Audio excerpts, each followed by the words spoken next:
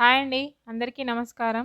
'మగువ ఓ మగువ' serial ఈరోజు ప్రోమోలో ఏం జరగబోతుందో చూద్దాం.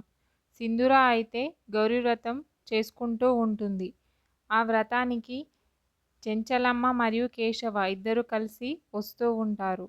వాళ్ళని చూసిన సింధూర చాలా ఆనందపడుతూ ఉంటుంది. చెంచలమ్మని చూసిన విజయమ్మ మాత్రం చాలా ఆశ్చర్యపోతూ ఉంటుంది.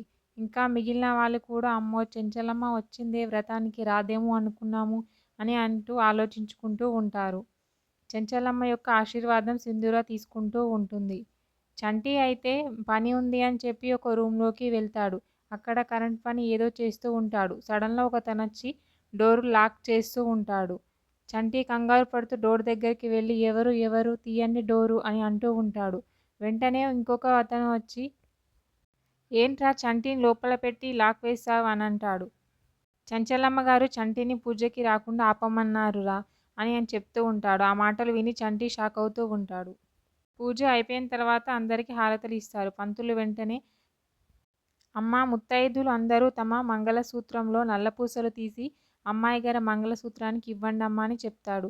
అలాగే అందరూ విజయమ్మ ఇంకా మిగిలిన వాళ్ళు సింధూరాకి ఇస్తూ బొట్టు పెడుతూ ఉంటారు.